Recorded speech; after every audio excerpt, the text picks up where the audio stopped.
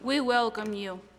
We know you came for different reasons: to find community, to seek your spiritual and personal truths, to questions, to nurture your heart and soul, to explore new ideas, to find comfort, and perhaps to find the answers to some of your bigger questions. We welcome you. We know that you come from different places, different religions, different beliefs, and different backgrounds.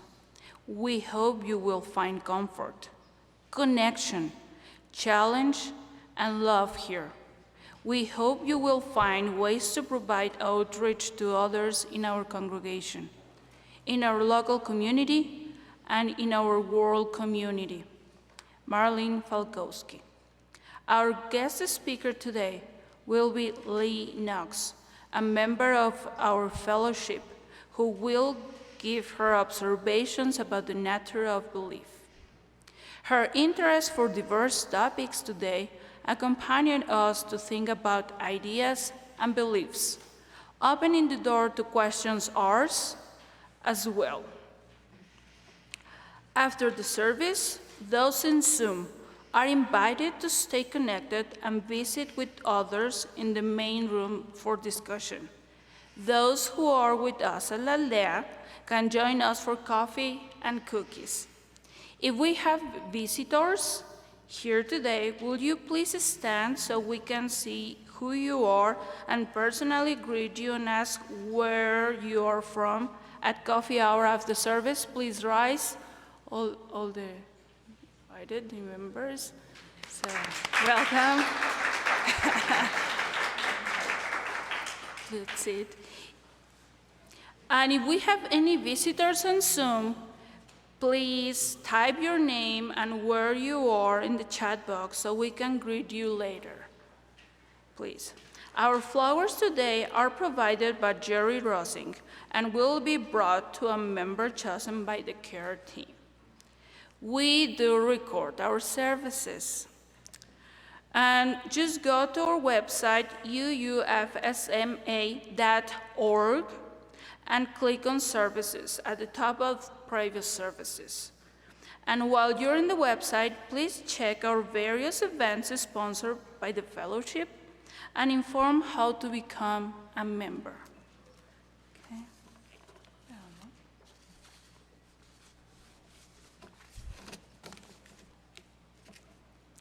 Under the right circumstances, playing with fire is a delight.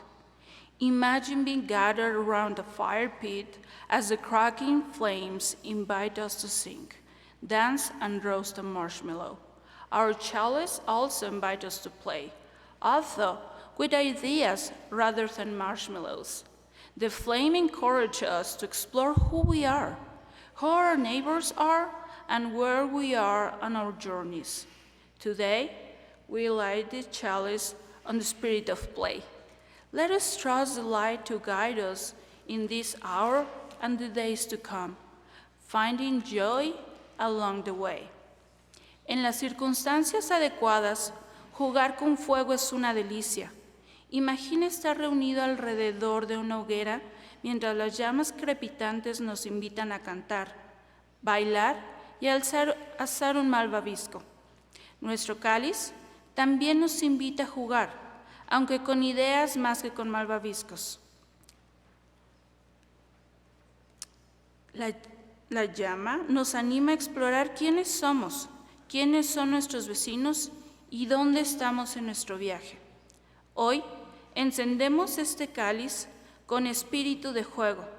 Confiemos en la luz para que nos guíen en esta hora y en los días venideros, encontrando alegría en el camino. Let's join our voices together in Song Hymn 354. We love, we cry. I invite you to rise as you're willing and able. The lyrics of the hymn will appear on the screen.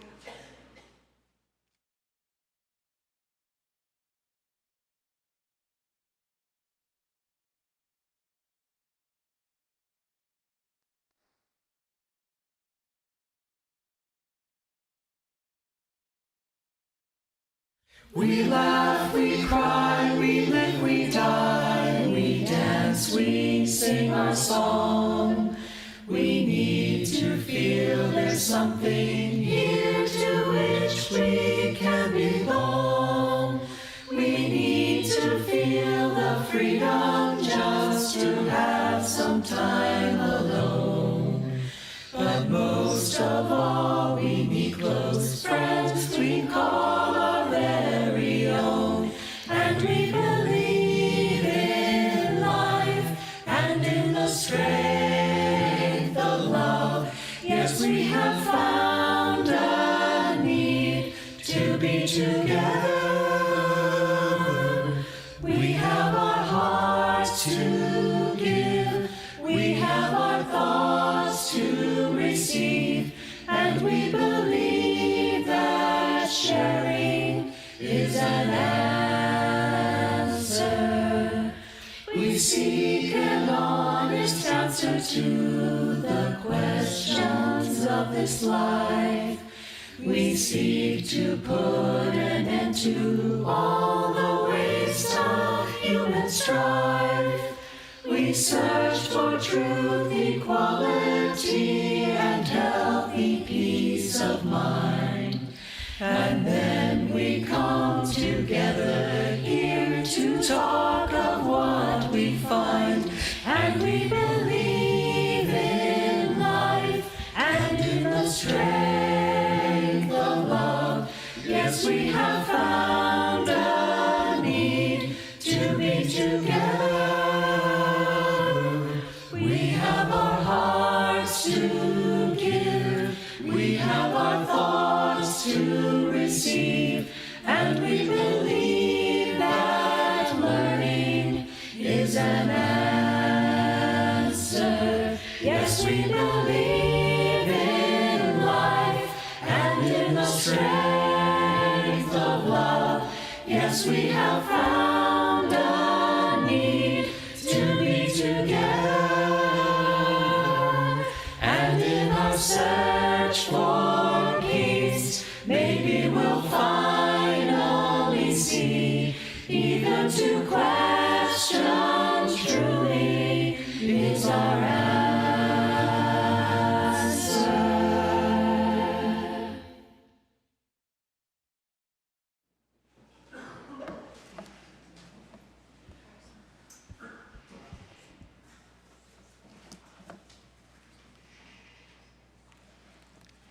Before we recite our covenant, I would like to read these words by UU Minister Lisa Ward about the difference between a creed and a covenant. A covenant is not a definition of a relationship. It is the framework for our relating. A covenant leaves room for chance and for change. It claims, I will abide with you in this common endeavor and be present as best I can in our becoming. This calls for a level of trust, courage, and sacrifice that needs to be nurtured and renewed and affirmed on a regular basis. A creed creates a static truth, something that does not incorporate new insights and realities. A covenant is a dance of co-creation, keeping in step with one another in the flow of our lives. A creed seeks uniformity and a united voice. A covenant seeks harmony and a shared voice. Sometimes we may arrive in unison, but it's not required. A creed gives authority to the statement. A covenant gives authority to the shared intention. A creed creates an us and a them. A covenant invites relationship. A creed is a prescription that must be relied on. A covenant relies on the treasures of shared truth. And now I invite you all to rise in body or spirit and join together in reciting this fellowship's unique covenant, first in English and then with Carla in Spanish. We respect the interdependent web of life and work for a just and peaceful world. We encourage the search for truth and meaning, strive for compassion in our relationships, and seek values that will benefit our lives and the lives of others. This is our covenant. Respetamos todos los estilos de vida dentro de su red interdependiente y trabajamos por un mundo justo y pacífico. Alentamos la búsqueda de la verdad y la comprensión total.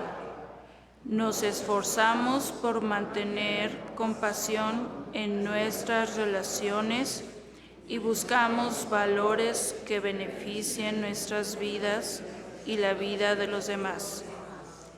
Este es nuestro convenio.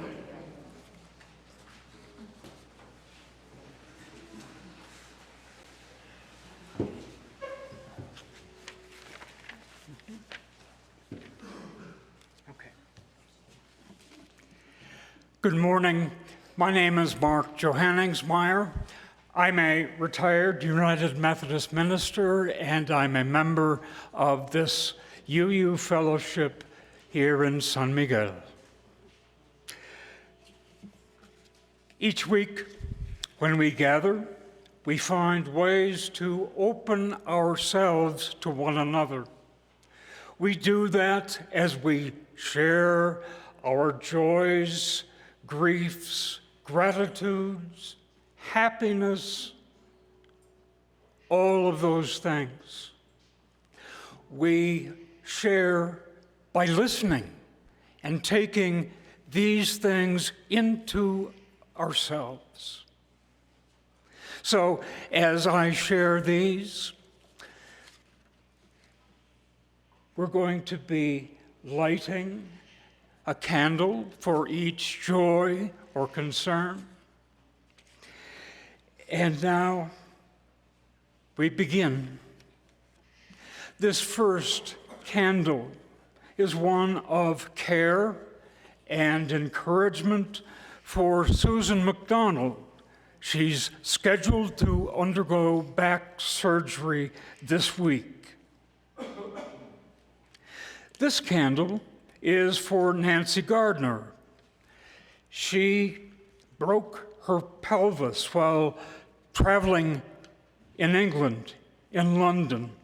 Now she is back in the States, in Minneapolis, for her recovery. A third candle, and this is for care for ongoing recovery, for Hillary Torella. She continues to have some medical issues, but she is improving and her strength is returning. We have 3 candles, 3 concerns. One is for Donna Sherbrooke, Joan Wolfe, and Liz Stone. All 3, we wish for them a return to strength and health. The candle that's in the front and center acknowledges our solidarity with the people of Ukraine who have lost lives, family members, have lost homes and livelihoods. We look forward to a time when peace will return.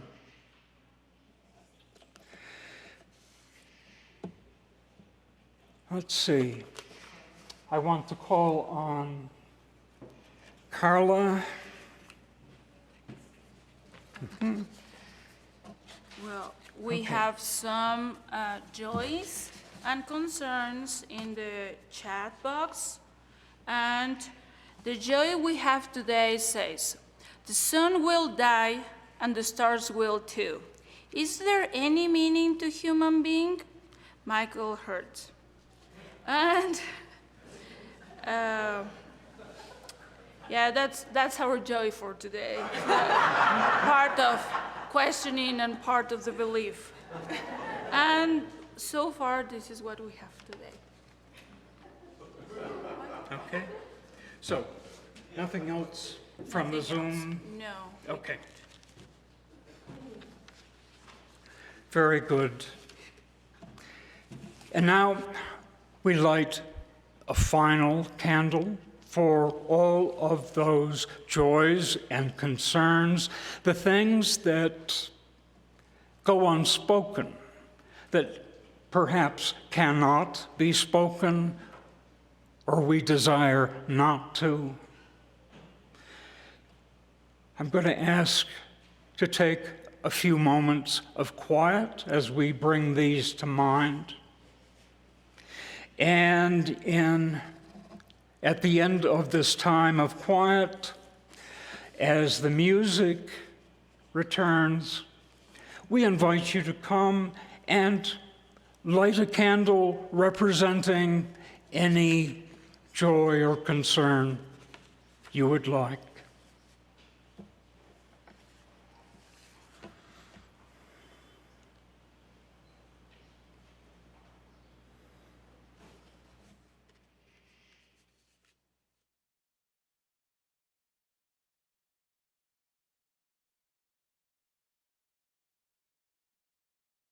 Okay.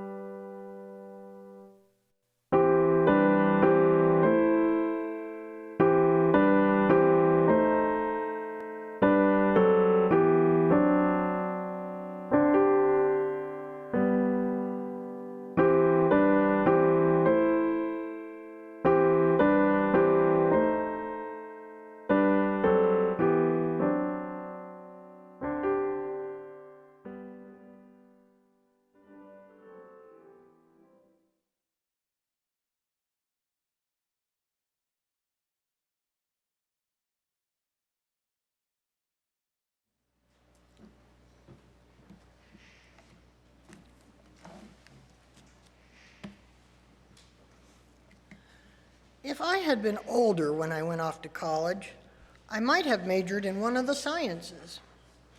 But as it was, I was 16 when I went off to college. My dad said, "You're going to college and I'm paying for it." I said, "Okay, Dad."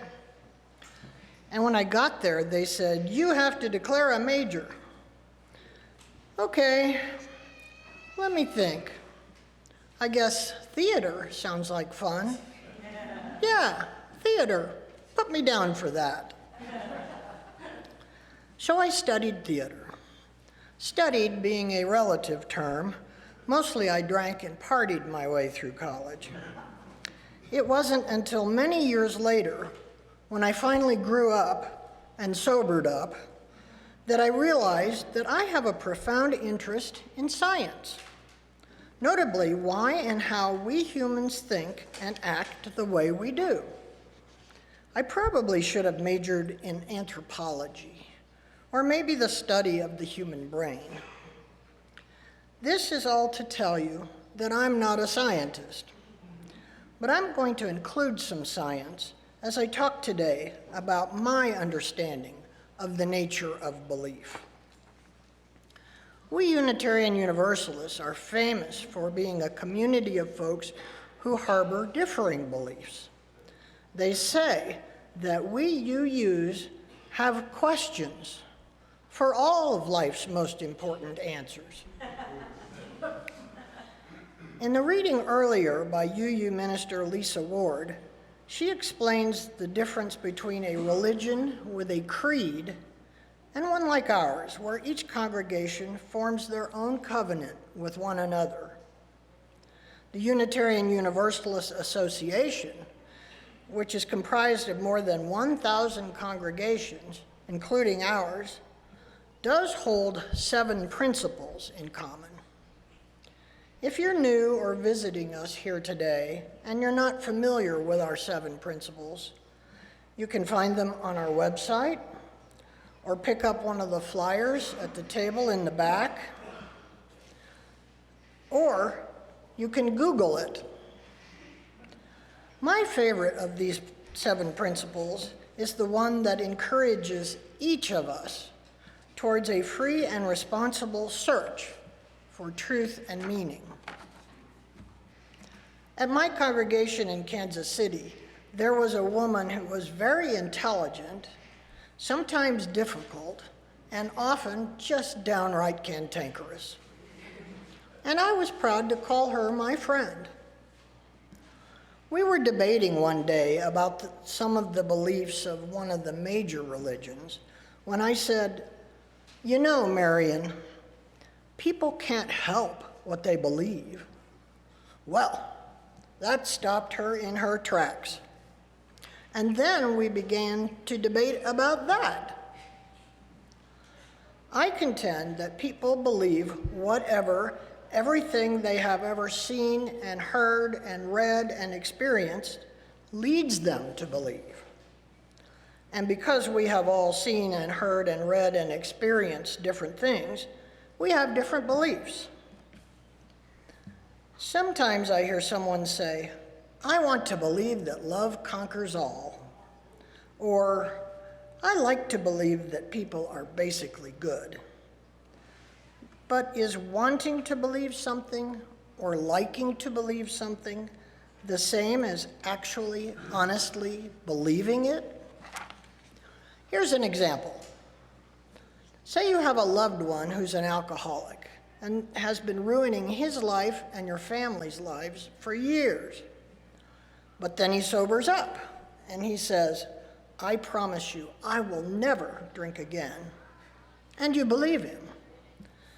But then he drinks again. But he sobers up again. Say this happens 4 or 5 times, and each time he says, "I'll never drink again." Do you still believe him? You might say that you believe him to be supportive. You want to believe him. You desperately want to believe it's true. But does that make it true? I imagine that at this point, the experiences of your recent past no longer allow you to believe that it's true. You see, our beliefs aren't static. They change in light of what we learn from new experiences and new compelling information. Excuse me. People used to believe that the earth is flat, and some still do. Scientists used to believe that our species, Homo sapiens, evolved around 200,000 years ago. But now, thanks to a fossil discovery in Northwest Africa, they have changed that belief to around 300,000 years ago. When we are young, many of our beliefs come from the culture in which we were raised. We might believe the universe works the way our parents or other figures of authority tell us it works. Until we are able to find things out for ourselves, we rely on those beliefs. Our early ancestors were unable to understand how nature works, or even where they came from. These early humans put their imaginations to work and created origin stories. One of the groups of early indigenous peoples who populated what is now Mexico told an account of how the gods at first tried making humans out of mud. Then they tried using wood before they finally settled on making humans out of corn. Could I get my bottle of water? It's the orange one. Thank you. These kinds of stories are passed down through the generations. It's hard to say how many modern people still honestly believe this way, but the traditions and rituals surrounding these stories are kept alive and are a joy to behold.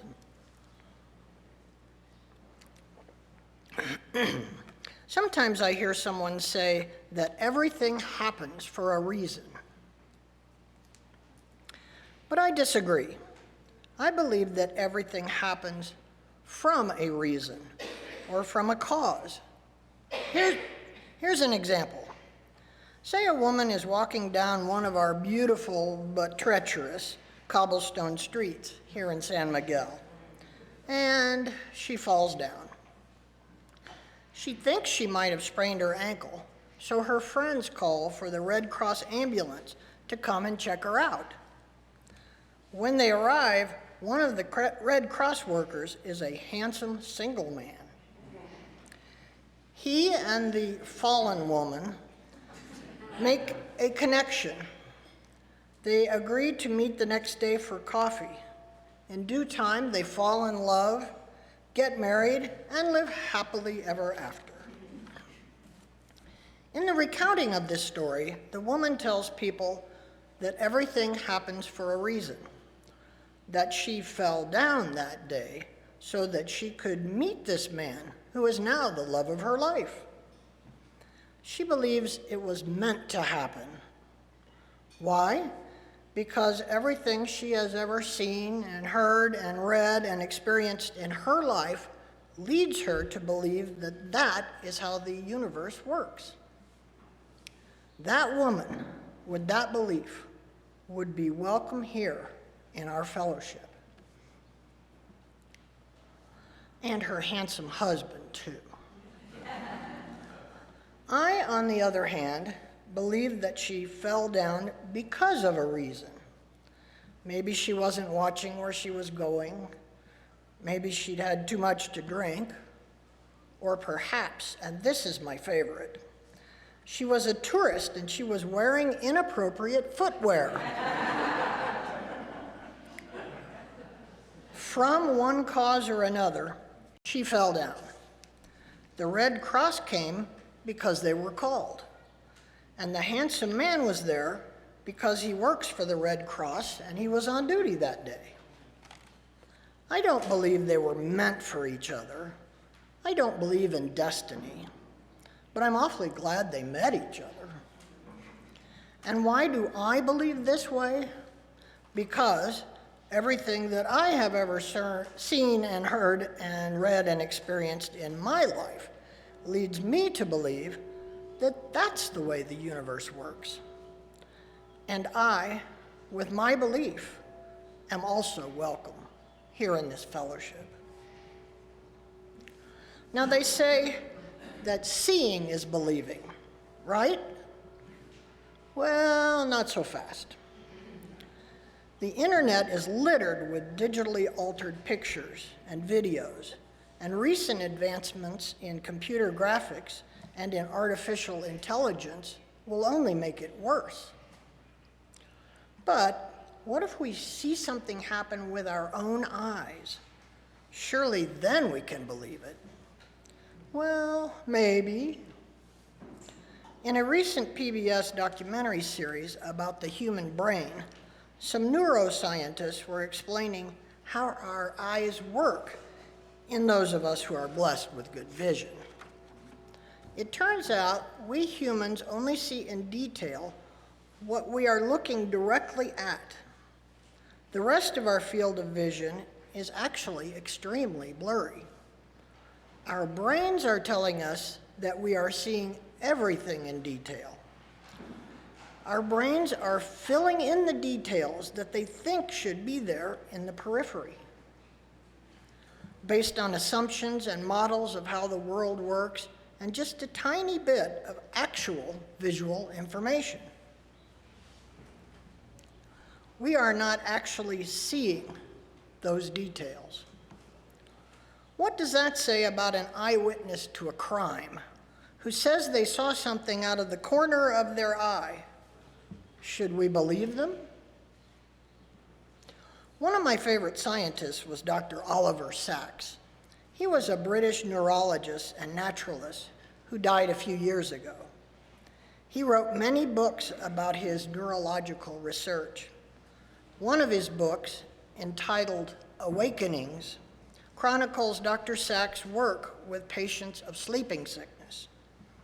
That book inspired the 1990 movie of the same name that starred Robert De Niro and Robin Williams. In another one of his books, Dr. Sacks recounts the case study of one of his patients who had visual agnosia, which is a neurological condition where he was unable to recognize faces and many objects. That book was entitled, The Man Who Mistook His Wife for a Hat. Dr. Sacks himself actually suffered from prosopagnosia, also known as face blindness. He had a very severe case of it, sometimes not recognizing his own image in a mirror. That's a pretty serious flaw in the workings of the human brain. You see, the ability to easily recognize faces is one of the most important skills in human evolution. It enabled us to form long-lasting relationships with numerous people, and this ability has played an important role in shaping human societies. Why do I find that so interesting? Because I too have face blindness, but to a lesser degree. I have a hard time recognizing people's faces until I know them really well. Instead, I recognize people by their build, their hair color and style, by their glasses or their facial hair, and ultimately by their voices. If you've passed me in the street and I walked right by you without saying buenos dias, I wasn't snubbing you. It's quite likely that I didn't recognize you. Imagine if I was asked to identify someone in a police lineup. I couldn't do it. This limitation really worries me. I mean, what else is my brain not telling me? So maybe seeing is not necessarily believing. But sometimes what we see and hear and taste and smell are an important part of what we believe. These senses also drive our feelings and emotions. Did you ever stand at the edge of the Grand Canyon and gaze down into the abyss? Many people who do this report having a strong feeling of being at one with something greater than themselves. I know that's how it felt to me.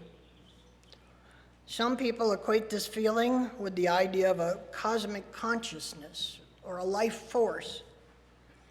Others of us believe this feeling to just be a result of our small physical selves being in the presence of something so vast. Imagine what it would feel like to look out the window of a spaceship in orbit. That would be amazing. However we believe that the universe works, we all share a certain hopefulness that we humans will learn to make our world a better place. I'm reminded here of a line I heard in a film called The Best Exotic Marigold Hotel. The film is set in India, and one of the characters is trying to quell the anxiety of some fussy elderly British people. He says, "I believe that everything will be all right in the end. And if it is not all right, then it is not yet the end."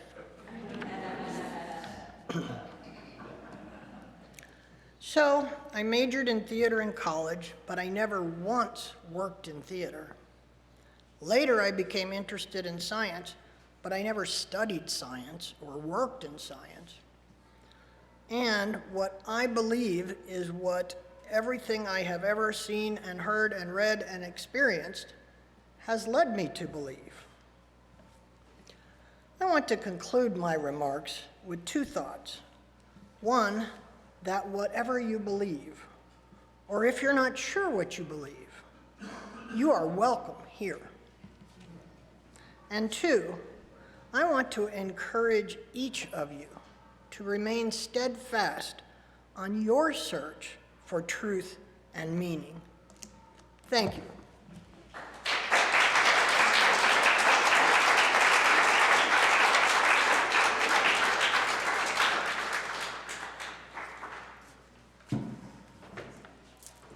Good morning.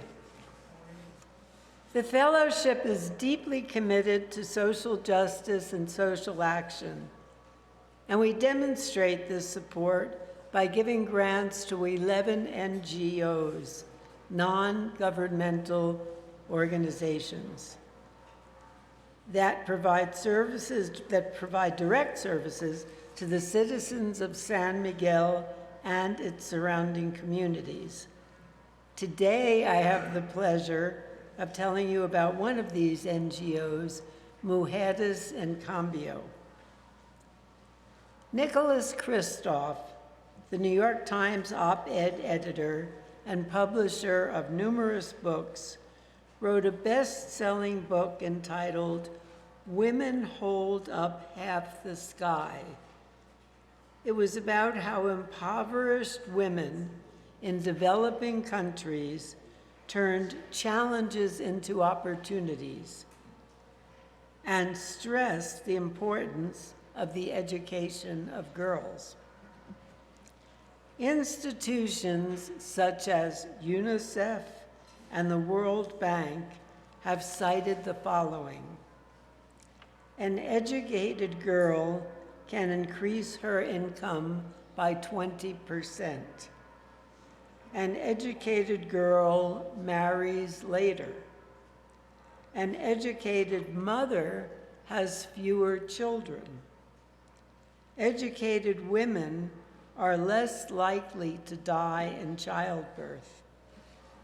An educated woman is 50% more likely to send her children to school and to be involved in her community. I mention these statistics to highlight the importance of the mission of Mujeres en Cambio, the organization we're highlighting today. The work that they do, providing scholarships to girls in elementary school, high school, and university, and in some cases beyond to graduate school, not only has a positive impact on these girls, but on their families, their future families, and their communities. Mujeres en Cambio is an all-volunteer organization. Their only paid staff is an accountant and a lawyer. That accounts for a mere 3% of their overhead. Every other centavo goes to scholarships for the girls. The girls that they serve come from 8 schools in 50 of the poorest of the poor communities surrounding San Miguel. Many live in extreme poverty with dirt floors, no indoor plumbing or electricity. Most are the first in their families to finish elementary school, and many have parents who are illiterate. Mujeres works closely with the schools to identify girls who meet their criteria and have the qualities to succeed. An extremely important factor in their future success is their families' approval of and support for their education. Currently, Mujeres en Cambio provides scholarships to an astounding 171 girls. I have had the good fortune to distribute becas or scholarships in the past. It was heartwarming to see the growth in self-confidence in the girls from the time that they timidly entered as primary school students until they graduated. To qualify to continue to receive becas, the girls have to maintain a certain average. Most of them significantly exceeded it. I would often ask graduating seniors what they planned to do after graduation. I was overwhelmed by the number of girls who planned to continue their education and go on to graduate school. And these are girls who came from families who were just not used to being educated. None of this would have been possible without the support of Mujeres en Cambio and their supporters. In addition to the monetary support received, a number of these young women can attend seminars on issues such as financial planning, sexual health, family planning, and career and community development. Mujeres hopes to welcome 18 new secondary girls this year to celebrate the graduation of about 25 high school students and to rejoice in the graduation of 11 university students. This is an incredible accomplishment because in its inception in 1999, Mujeres only served a very small number of girls who attended primary school. Mujeres en Cambio is but one example of how the fellowship contributes to the community in which we live by providing financial support to organizations with boots on the ground, who then provide a myriad of services to San Miguel and the surrounding communities. The ushers will now pass the baskets. Your contributions to the work of this fellowship will be most gratefully received. Thank you.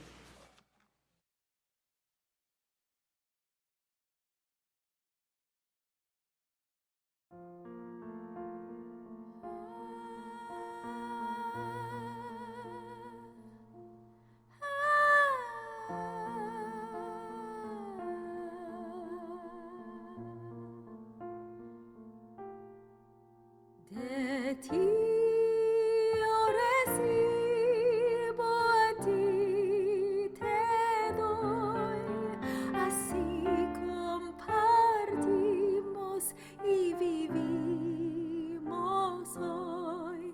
From you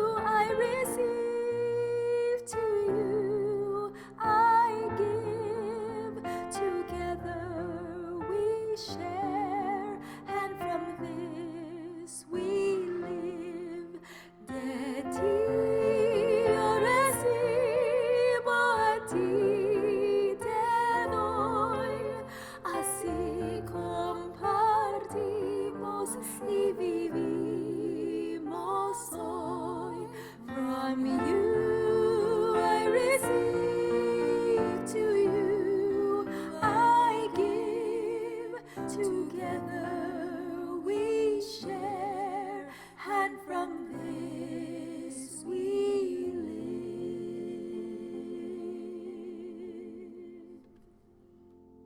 Let's join our voices together in song again. We're going to sing a hymn called Blue Boat Home. It's not in our hymnals, but the lyrics will be on the screen. I invite you to rise as you're willing and able.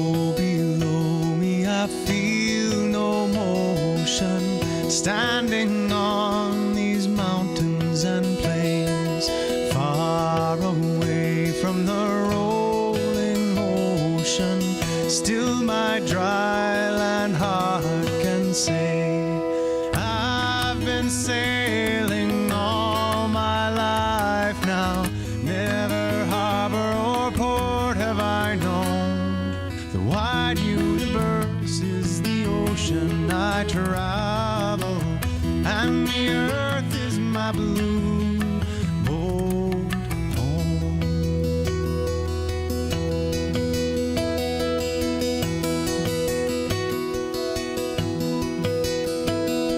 Sun, my sail, and moon, my rudder, as I ply the starry sea, leaning over the edge in wonder, casting questions into the deep, drifting here with my ship's companions, all we kindred pilgrim souls, making our way by the lights of the heavens in our beautiful blue boat home.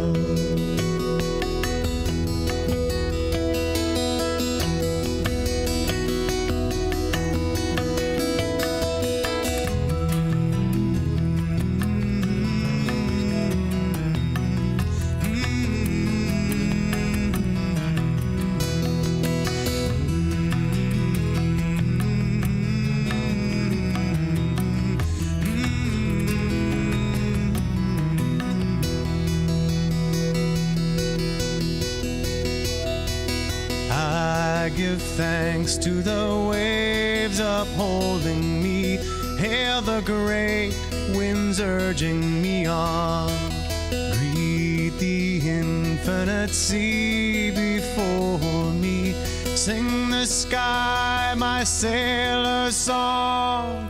I was born upon the fathoms, never harbor or port have I known. The wide universe is the ocean I travel, and the earth is my blue boat home. The wide universe is the ocean I travel, and the earth is my blue boat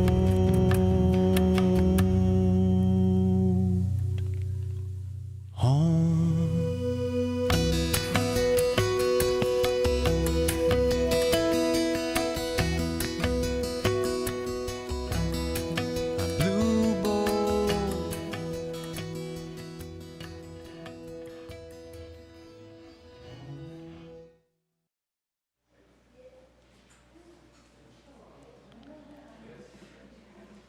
You can sit.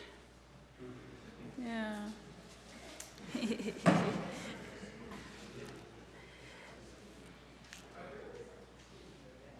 The chalice is now extinguished, but its lights lives on in the minds and the heart of each one of you.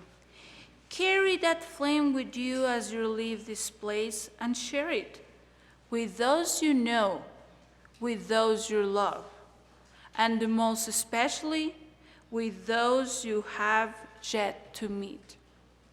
El cáliz ya está extinguido, pero su luz sigue viva en la mente y en el corazón de cada uno de nosotros. Lleva esa llama contigo cuando dejes este lugar y compártela con los que conoces, con los que amas y sobre todo con los que aún no conoces.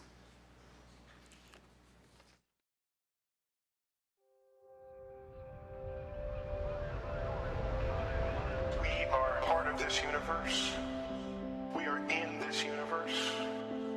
The universe is in us. Yes, the universe is in us. We are part of this universe. We are in this universe.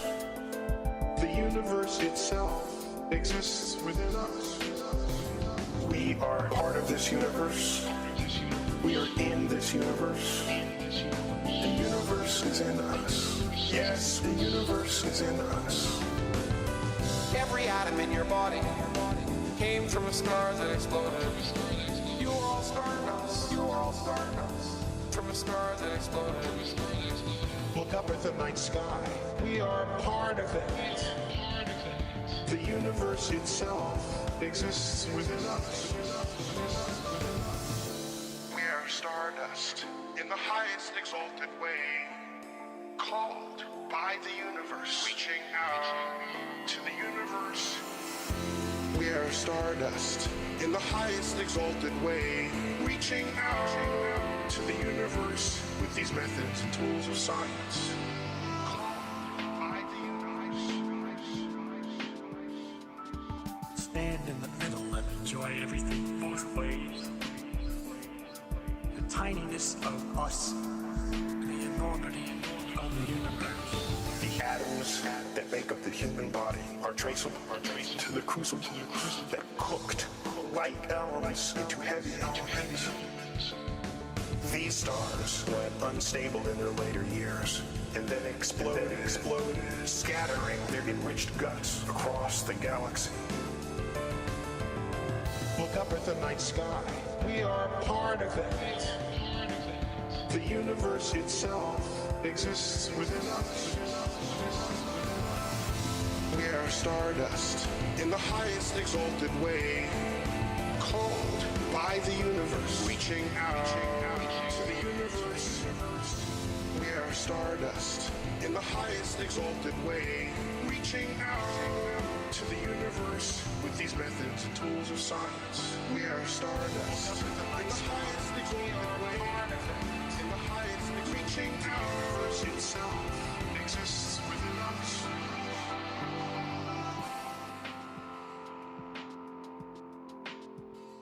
We are part of this universe.